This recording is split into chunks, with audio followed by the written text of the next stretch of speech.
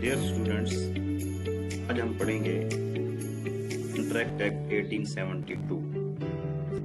मैं आपको ये बताता चलूं कि कंट्रैक्ट एक्ट 1872 और स्पेसिफिक रिलीफ एक्ट 1877 और सेल्स ऑफ गुड्स एक्ट, इन तीनों एक्ट्स की जो ओरिजिन है वो सेम है। ठीक है, जो सेल्स ऑफ गुड्स एक्ट है ये बेसिकली कंट्रैक्ट एक्ट ही में से निकालकर एक अलग एक्ट बनाया गया। यानी पहले कंट्रैक्ट एक्ट ही था ये सारा, उसमें से सेल्स ऑफ गुड्स एक्ट को निकालकर अलग एक्ट बना दिया गया और कंट्रैक्ट एक्ट 1872 को वैसे का वैसा रहने दिया गया। अब क्वेश्चन ये पैदा होता है अक्सर स्टूडेंट्स के ध्यान में कि ये जो स्पेसिफिक रिलीफ एक्ट है ये और इसमें और कंट्रैक्ट एक्ट में क्या फर्क है। देखें, ये प्री पार्टीशन की बात है कि जब ब्रिटिश में कोर्ट्स ऑफ चांसरी थी तो उनके कुछ रिप्रेजेंटेटिव सब कॉन्टिनेंट में भी थे। तो होता यूं था कि जब कोई भी पार्टी वायदा करती तो जो वायलेटर होता, जो वायदा को ब्रीच करने वाला, ब्रीच ऑफ कंट्रैक्ट करने वाली पार्टी होती, उसको मैक्सिमम ये सजा होती कि वो उसको कुछ ना कुछ जुर्माना पे करना पड़ता था। यानी कि एग्रीव्ड पार्टी के लिए, यानी जिस पार्टी के साथ ज्यादती हुई है उसके लिए सिर्फ और सिर्फ वो पैसों की सूरत में ही उसका एक अजाला मुमकिन था। यानी कि रिलीफ जो था वो मनी की सूरत में था, रुपीज की सूरत में था और कोई रिलीफ नहीं था। तो 5-6 साल ये सिलसिला चलता रहा। तो मुझे आप ये बताएं कि एक जगह का मुआहदा हुआ, फर्ज किया मेरा किसी एक शख्स के साथ, वो जगह जो है वो 50 लाख की है और वो अर्बन एरिया में वो फॉल करती है। 2-3 सालों बाद उसकी कीमत जो है वो 1 करोड़ से भी क्रॉस कर जाएगी। तो जिस शख्स के साथ मेरा मुआहदा हुआ 50 लाख में उस जगह का, जितनी भी जगह है, तो अगर वो शख्स हो वो मुआहदा पूरा ना करे और अदालत के पास मैं जाऊं और अदालत सिर्फ इतना करे कि मुझे वो रकम जो है ना 50 लाख वो वापस दिलवा दे, क्या ये रिलीफ काफी है? ये रिलीफ हरगिज काफी नहीं है। क्यों? कि अब वो जगह 1 करोड़ की हो चुकी है।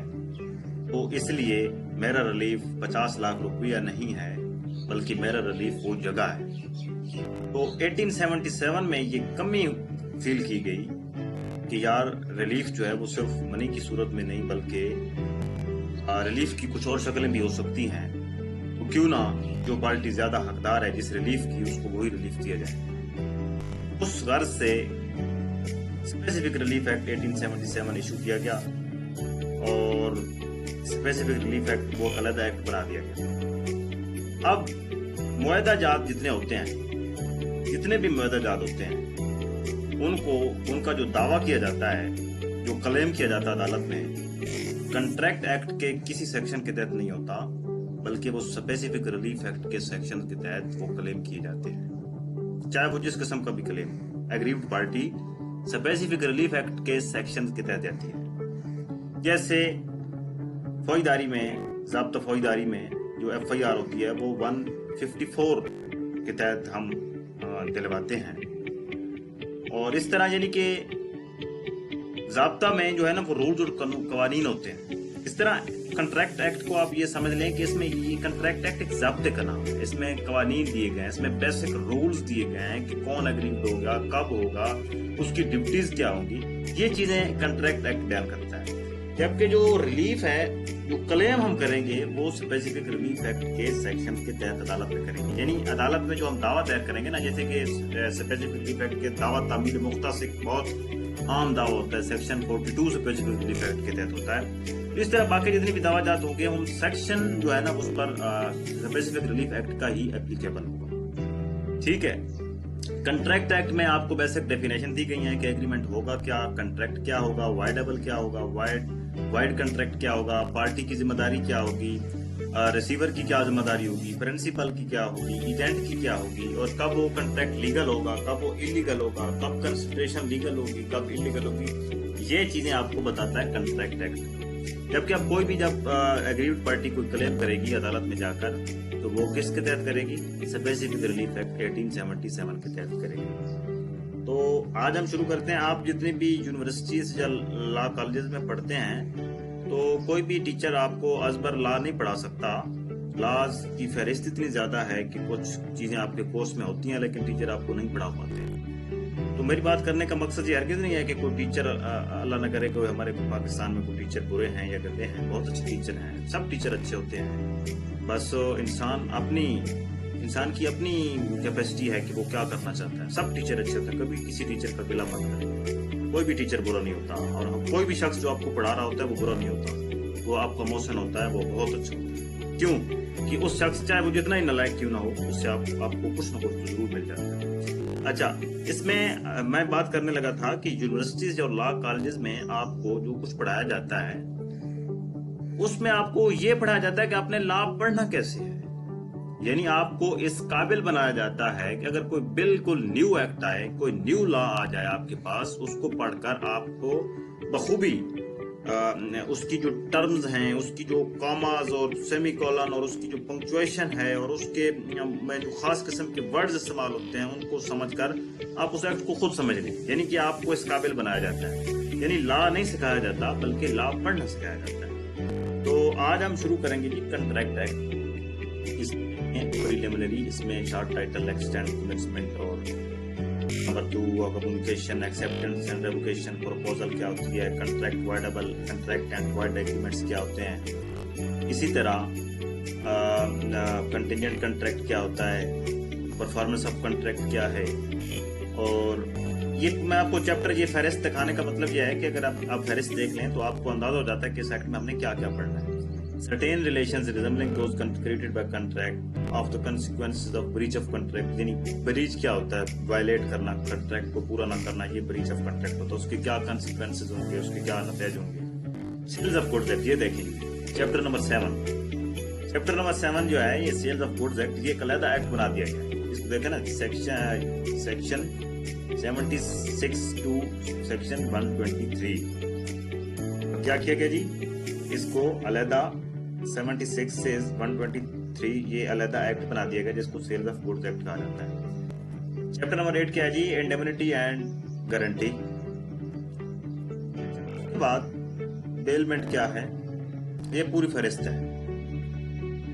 चैप्टर नंबर 10 एजेंसी क्या है, और देख सकते हैं चैप्टर 11 पार्टनरशिप क्या है। अच्छा, ये सारा केस का एक फहरिस्त है। 11 चैप्टर है मेरे ख्याल में, और आप इनका जो सेक्शन वाइज है इनको आप तरतीब से पढ़ लें, आपके लिए ये सहूलत होगी। आज हम पढ़ेंगे कंट्रैक्ट एक्ट 1872। प्रीएम्बल क्या है, हर एक्ट का एक प्रीएम्बल होता है। It is expedient to define and amend certain parts of the law relating to contracts which is hereby enacted as follow. Contract के मुतालिक हमें बहुत सारे लॉज जो हैं उनको अमेंड करने के बाद हमने ये एक एक्ट बनाया है, इसको एक्ट कहते हैं। प्रीलिमिनरी में क्या है, शॉर्ट टाइटल है, इसका टाइटल क्या है, the act may be called as the contract act 1872। Act 1872 कहते हैं। जो ईयर ऑफ कंट्रैक्ट होता है, पासिंग ईयर, वो भी आप उससे जब याद रख लें। एक्सटेंड कमेंसमेंट क्या है, it extend to the whole of Pakistan and it shall come into force on the first day of September 1872। Enactment repealed nothing herein contained shall affect the provision of any statute or regulation not hereby expressly repealed nor any। इसमें कोई इतनी काम की बात नहीं है, simple is that के contract act 1872 इसको कहते हैं, और ये पूरे पाकिस्तान में क्या है, एक्सटेंड होता है, यानी पूरे पाकिस्तान पर लागू है। ये कोई किसी एक सूबे का नहीं है बल्कि ये पूरे पाकिस्तान में ये लागू होता है। अच्छा,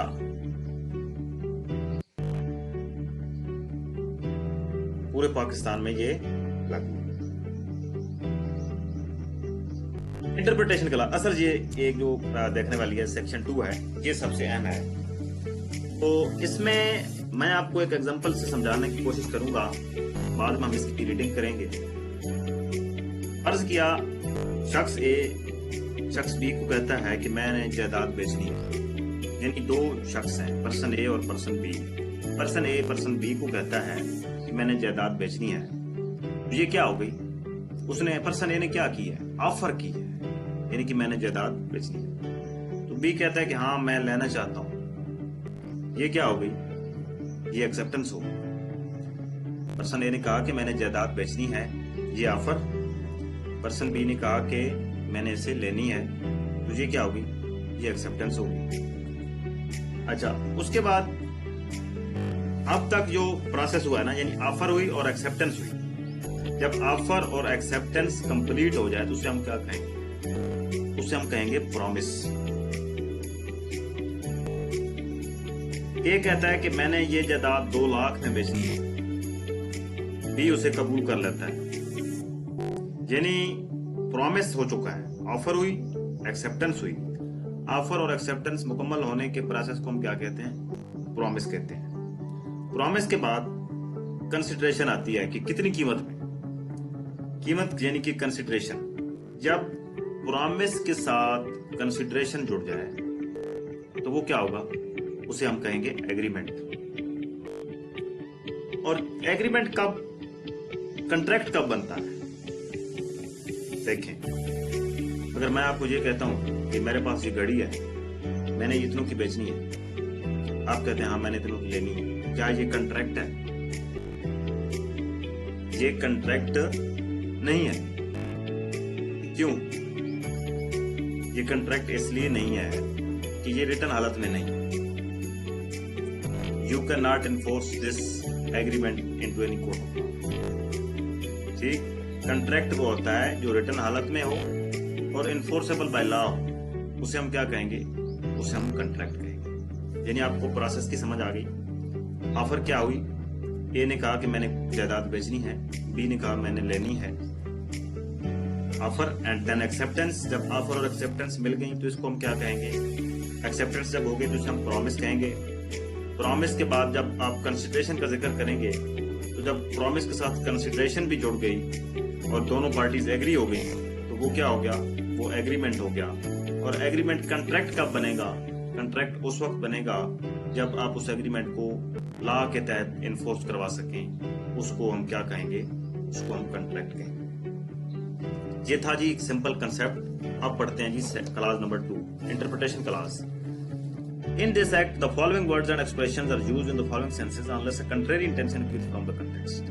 Unless जब तक के ना, इसका मतलब होता है contrary intention appears from the context, जबकि context में या किसी भी दिए गए सेक्शन में कोई इंटेंशन कंट्रेरी प्रूव कर दी जाए। यानी एक मतलब आपको इस क्लास में दिया गया है, अगर इससे हटकर कोई मतलब होगा तो वो बकायदा सेक्शन में उसकी एक्सप्लेनेशन होगी कि यहाँ पर इसका मतलब ये होगा। ठीक है, तो इंटरप्रिटेशन क्लास में जो जो मतलब दिया गया है, ऑफर का, एक्सेप्टेंस का, एग्रीमेंट का और कंट्रैक्ट का, कंसिडरेशन का, प्रपोजल का, जो भी है, तो पूरे एक्ट में इनका मतलब यही होगा जो यहाँ पर दिया गया है।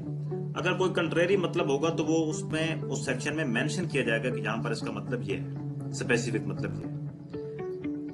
Section 2, subsection A.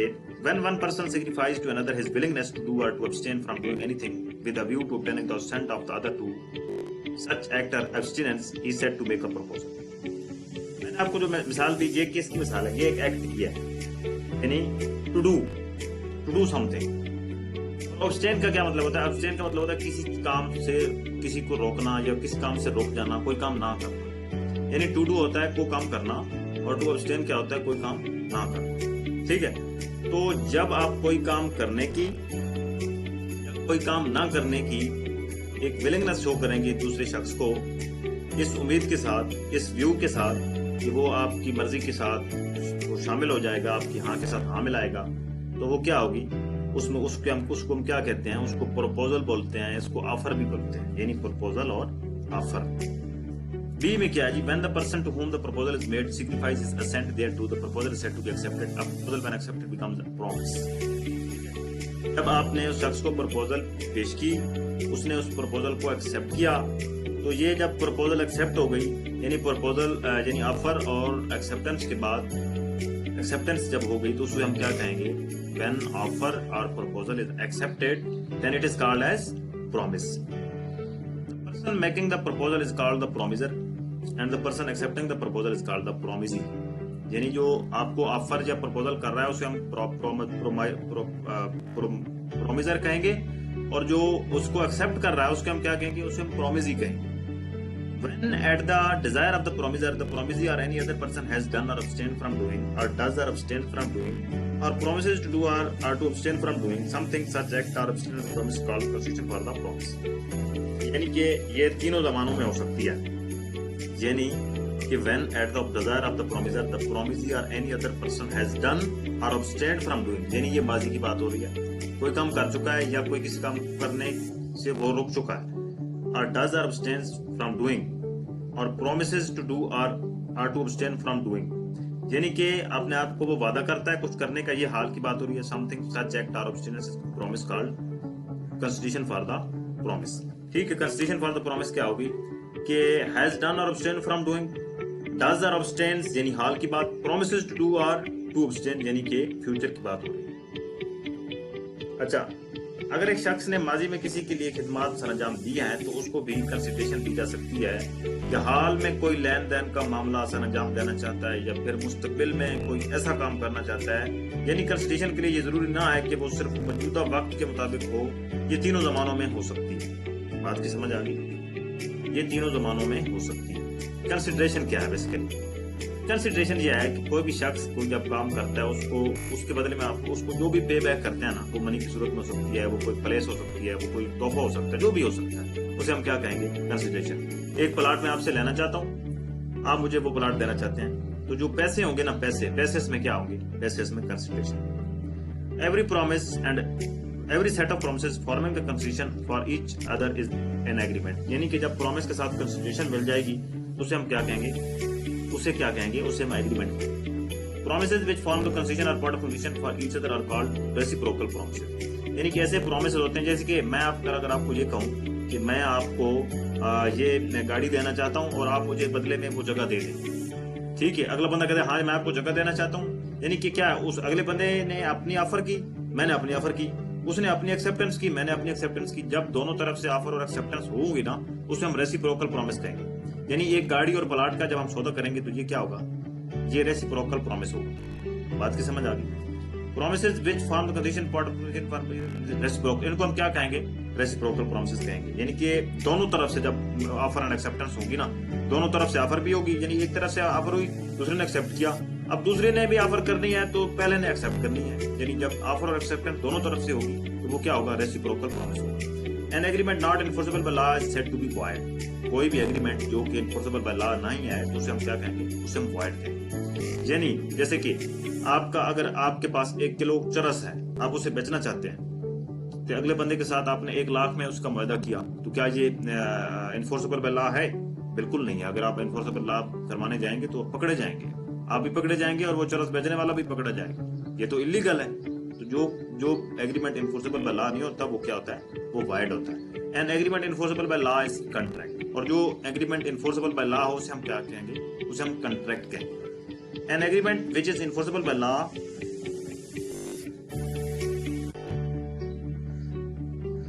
An agreement which is enforceable by law at the option of one or more of the parties thereto, but not at the option of the other or others, is a voidable contract. ठीक है, voidable अब contract क्या होता है? A contract which ceases to be enforceable by law become void when it is ceased to be enforceable. अच्छा, पहली बात तो ये है कि void agreement क्या हो गया?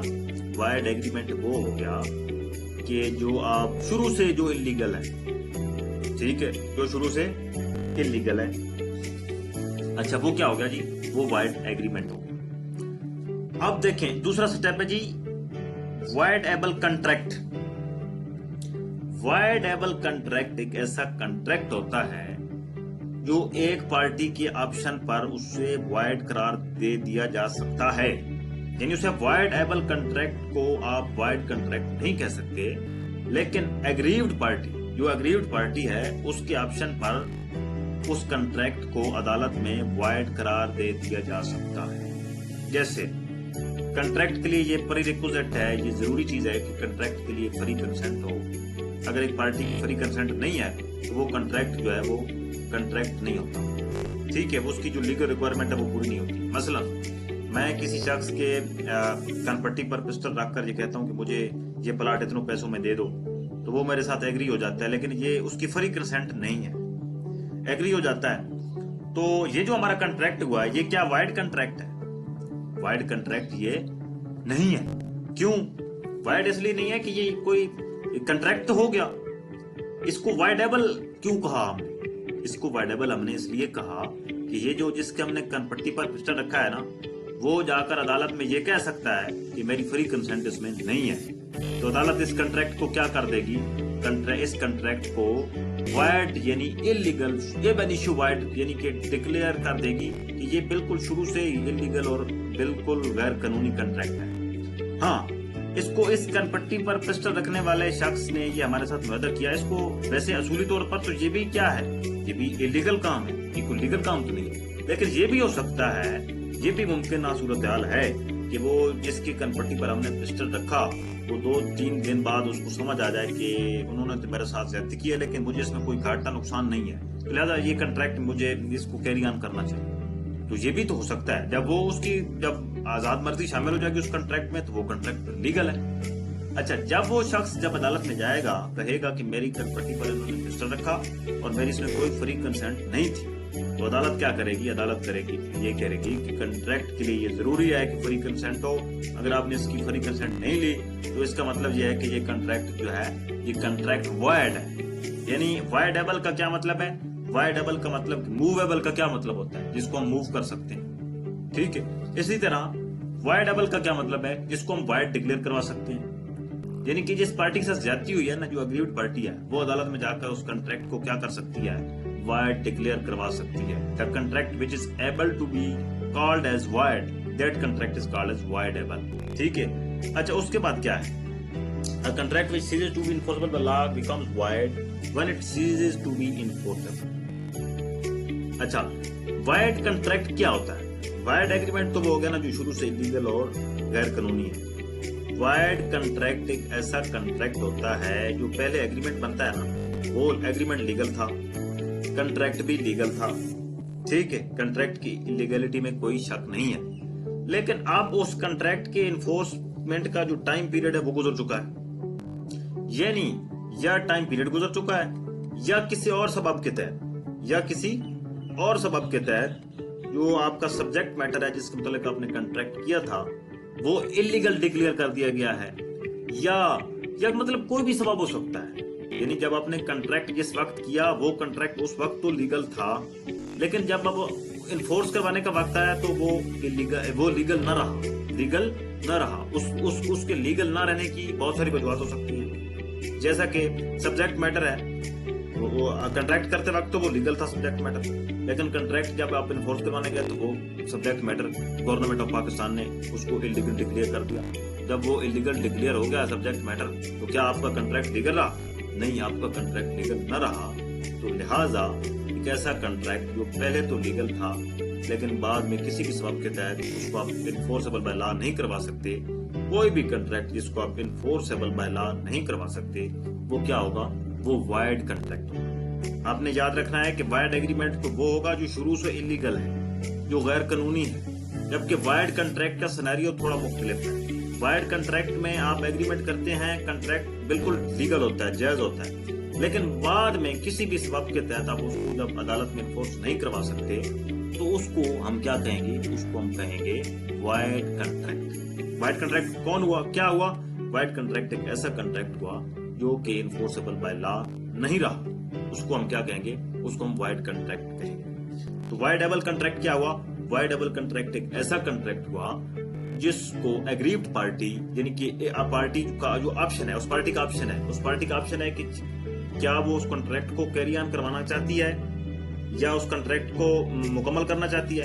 अगर वो अपने ऑप्शन को इस्तेमाल करे कि जी मैं मुकम्मल करना चाहती हूँ, अब क्या है? अब वो कॉन्ट्रैक्ट वैलिड है।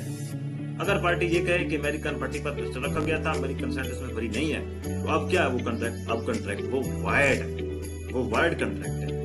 तो वाइड डिक्लेयर करवाने से पहले ये क्या था? ये वाइडेबल था, यानी इसे वाइड डिक्लेयर करवाया जा सकता है। तो वो पार्टी जिसको वाइड डिक्लेयर करवा सकती है जिसके साथ ज्यादती हुई है, तो लिहाजा इसे हम वाइडेबल कंट्रैक्ट कहेंगे। तो दैट्स इट। इंशाल्लाह नेक्स्ट लेक्चर में मिलते हैं, तब तक इजाजत दीजिए। अल्लाह हाफ़िज़।